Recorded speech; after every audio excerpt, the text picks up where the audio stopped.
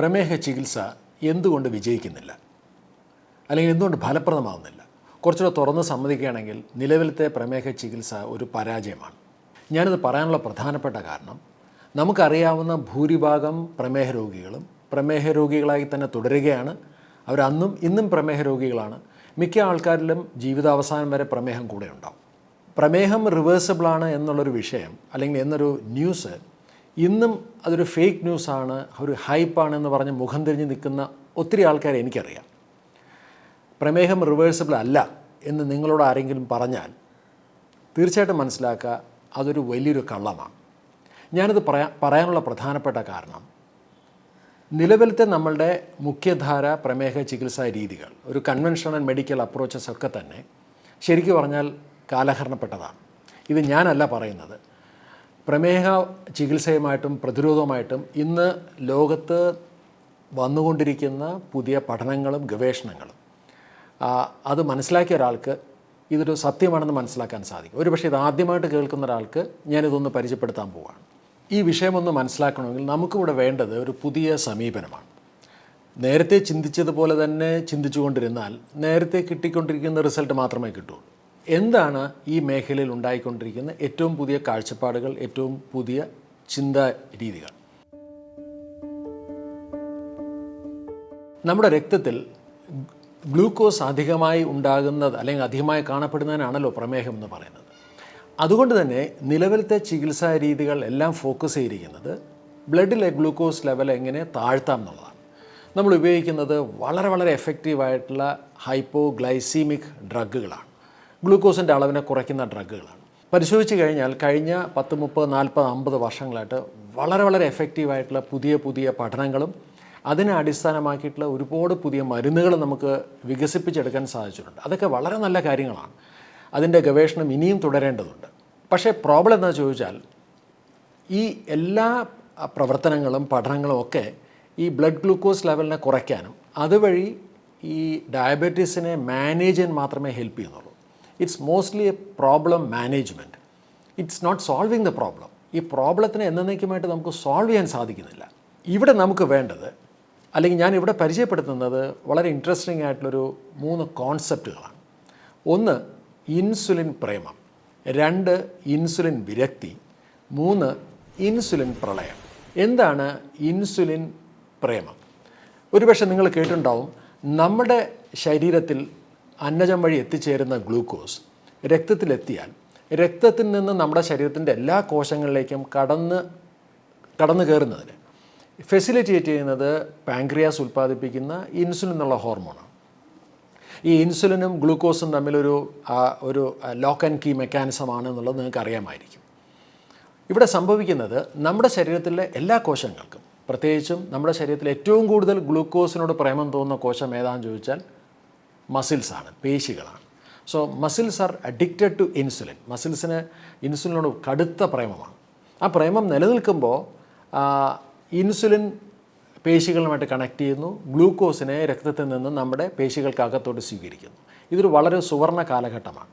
അപ്പോഴാണ് നമ്മുടെ ശരീരം ഗ്ലൂക്കോസ് മെറ്റബോളിസം വളരെ നല്ല സ്ട്രോങ് ആണെന്ന് പറയുന്നത്. പക്ഷേ അവിടെ നിന്ന് പല കാരണങ്ങൾ കൊണ്ട് എന്തൊക്കെ കാരണങ്ങളാണെന്ന് ഒരുപക്ഷെ നമുക്ക് പിന്നീട് സംസാരിക്കാൻ സാധിച്ചേക്കാം. പല കാരണങ്ങൾ കൊണ്ട് നമ്മളുടെ പേശികൾക്ക് ഇൻസുലിനോടുള്ള പ്രേമം, ആ ഹണിമൂൺ പീരീഡ് അങ്ങ് അവസാനിക്കുന്നു. പിന്നെ ഉണ്ടായി വരുന്നത്, ഉടലെടുക്കുന്നത് ഒരു വിരക്തിയാണ്. ഇത് നമ്മൾ വിളിക്കുന്നത് ഇൻസുലിൻ റെസിസ്റ്റൻസ് എന്നാണ്. ഇൻസുലിൻ റെസിസ്റ്റൻസ് ഉണ്ടായിക്കഴിഞ്ഞാൽ നമ്മുടെ ശരീരത്തിലെ എത്തിച്ചേരുന്ന അന്നജം ഗ്ലൂക്കോസായി മാറി ഈ ഗ്ലൂക്കോസ് പേശികളുടെ ഉള്ളിലോട്ട് കടന്നു കയറുന്നതിന് ഒരു തടസ്സം അനുഭവപ്പെടുന്നു. നമ്മുടെ ശരീരം ഇതിനോട് പ്രതിരോധിക്കുന്നത് അമിതമായി ഇൻസുലിൻ ഉൽപ്പാദിപ്പിച്ചുകൊണ്ടാണ്.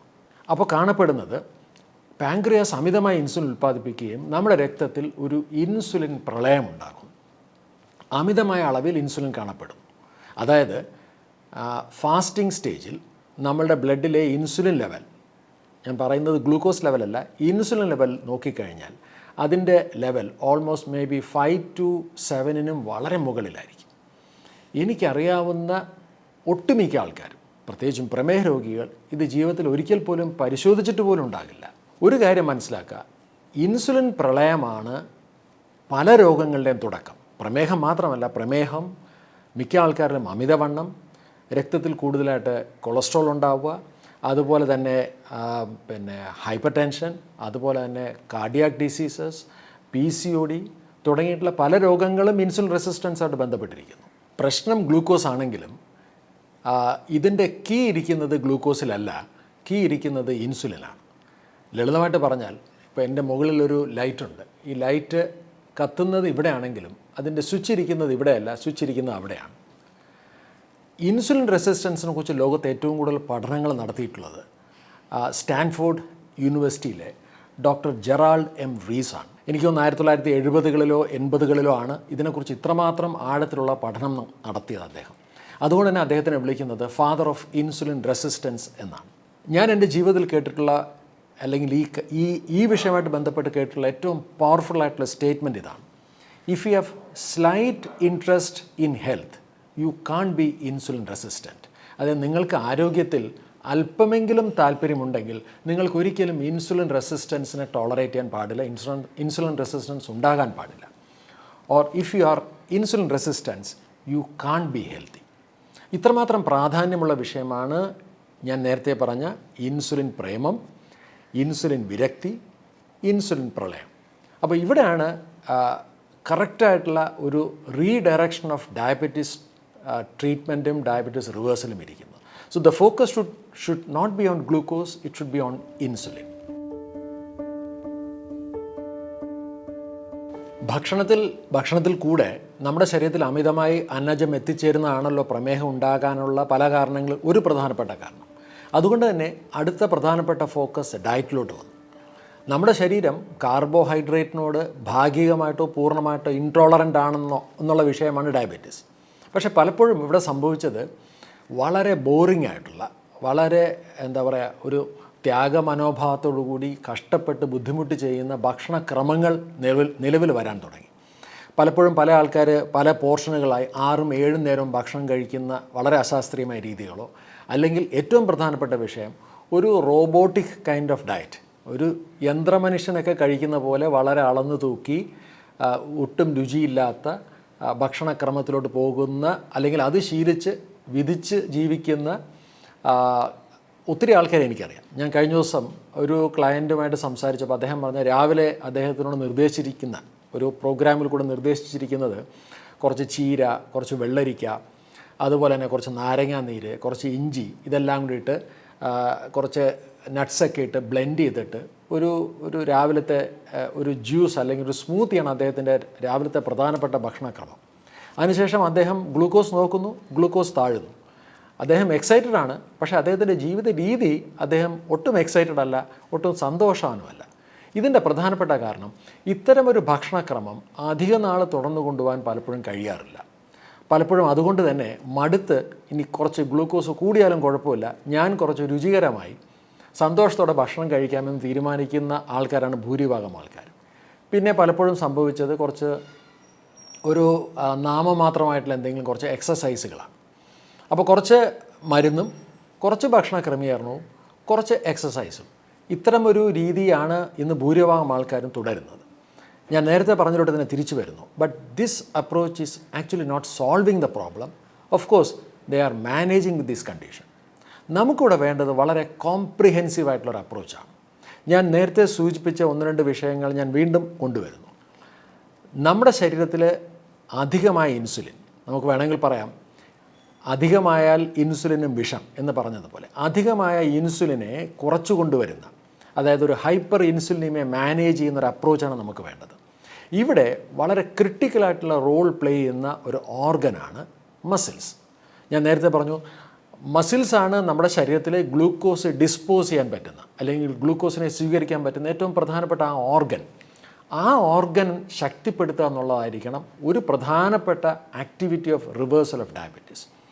സോ ഞാൻ സാധാരണ പറയാറുണ്ട്, drugs can manage diabetes, diet can sedate diabetes. ഒന്ന് മയക്കിക്കിടത്താൻ സാധിക്കും, മയക്കം മാറിയാൽ വീണ്ടും അവൻ എണീറ്റ് വരും. നിങ്ങൾക്കറിയാം, ഡയറ്റ് കൊണ്ട് പ്രമേഹത്തെ പിടിച്ചു നിർത്താൻ നോക്കുന്ന പല ആൾക്കാരും ചിലപ്പോൾ ഒരു 3-4 ദിവസം ഒരു യാത്ര മൂലമോ കല്യാണം മൂലമോ അല്ലെങ്കിൽ എന്തെങ്കിലും ഫംഗ്ഷൻ മൂലമോ ഒന്ന് ഭക്ഷണം ഒന്ന് മാറിയാൽ വീണ്ടും പ്രമേഹം പൂർവാധികം ശക്തിയോടെ തിരിച്ചു വരും, കാരണം അവൻ മയക്കത്തിലായിരുന്നു. So diet can only sedate diabetes, but muscles can kill diabetes. പേശികൾക്ക് പ്രമേഹത്തെ എന്നേക്കുമായിട്ട് നമുക്ക് തകർക്കാൻ കഴിയും. അപ്പോൾ ഇത്തരത്തിലുള്ള അപ്രോച്ചസ്, ഇതെല്ലാം കൂടെ ചേർത്ത് കൊണ്ടുള്ളൊരു കോംപ്രിഹെൻസീവായിട്ടുള്ള ഒരു അപ്രോച്ചാണ് ഹാർമണിയിൽ ഞങ്ങൾ പ്രാക്ടീസ് ചെയ്യുന്നത്. അത് തികച്ചും വ്യക്തിയിൽ അധിഷ്ഠിതമാണ്, കാരണം എല്ലാവർക്കും ഒരുപോലെ തന്നെ ആകണമെന്നില്ല. അപ്പോൾ ഭക്ഷണം, പോഷകരീതികൾ, അതുപോലെ തന്നെ ഇൻസുലിൻ റെസിസ്റ്റൻസ്, അതുപോലെ തന്നെ കുറച്ചുകൂടി എൻജോയബിൾ ആയിട്ടുള്ള ഹെൽത്തി ആയിട്ടുള്ള ഡയറ്ററി പാറ്റേൺസ്, അത് വളരെ ലളിതമായി കുക്ക് ചെയ്യാവുന്ന രീതികൾ, അതിന് പറ്റുന്ന ഒരു ബിഹേവിയറൽ ചേഞ്ച്, ഒരു വ്യക്തിക്ക് ആവശ്യമായിട്ടുള്ള പേശികൾ ബിൽഡ് ചെയ്യാൻ ആവശ്യമായിട്ടുള്ള എക്സസൈസ്. നമ്മൾ ട്രാക്ക് ചെയ്യേണ്ടത് ഗ്ലൂക്കോസിനെ മാത്രമല്ല, നമ്മൾ ട്രാക്ക് ചെയ്യേണ്ടത് മസിൽസിനെ ട്രാക്ക് ചെയ്യണം. ഒരുപക്ഷെ നിങ്ങൾ ആദ്യമായിട്ടായിരിക്കും കേൾക്കുന്നത്, എല്ലാ പ്രമേഹ രോഗികളും പലപ്പോഴും ചിന്തിക്കുന്നത് ഇന്ന് ഗ്ലൂക്കോസ് എത്രയായി, അല്ലെങ്കിൽ ഇന്ന് HbA1c എത്രയായി. അത് ട്രാക്ക് ചെയ്യണം, വളരെ ഇമ്പോർട്ടൻ്റ് ആണ്. കാരണം പഠനങ്ങൾ പറയുന്നത് ഈവൻ ഒരു 0.1 ഡ്രോപ്പ് ഓഫ് HbA1c അതുപോലും നമ്മളുടെ ലോഞ്ചിവിറ്റിയിലും അതുപോലെ തന്നെ ഓൾ കോസ് മോർട്ടാലിറ്റി, മറ്റ് പല രോഗങ്ങൾ വരുന്നതിൽ വലിയ മാറ്റങ്ങൾ ഉണ്ടാക്കുന്നു, ഒരു 0.1 ഡ്രോപ്പ് പോലും. അപ്പോൾ ഈ ആധുനിക കാലഘട്ടത്തിൽ ഇത്രമാത്രം ശാസ്ത്രീയമായ വിവരങ്ങൾ ഈ രോഗത്തെ സംബന്ധിച്ച് ലഭ്യമായ സ്ഥിതിക്ക് എന്തുകൊണ്ട് ഈ പറയുന്ന എല്ലാ ആസ്പെക്ട്സും കൂടി കണക്കിലെടുത്തുകൊണ്ട് നിങ്ങൾക്ക് പറ്റുന്ന രീതിയിൽ ഹൈലി പേഴ്സണലൈസ്ഡ് ആയിട്ടുള്ള അല്ലെങ്കിൽ കസ്റ്റമൈസ്ഡ് ആയിട്ടുള്ള ഒരു കോംപ്രിഹെൻസീവ് ആയിട്ടുള്ളൊരു ഡയബറ്റീസ് എക്സിറ്റ് എന്തുകൊണ്ട് നിങ്ങൾക്ക് ചെയ്തുകൂടാ? So if you are diabetic, you can become non diabetic. Diabetes reversal is possible. ഡയബറ്റീസിൽ നിന്നൊരു തിരിച്ചുപോക്ക് തീർച്ചയായിട്ടും സാധ്യമാണ്.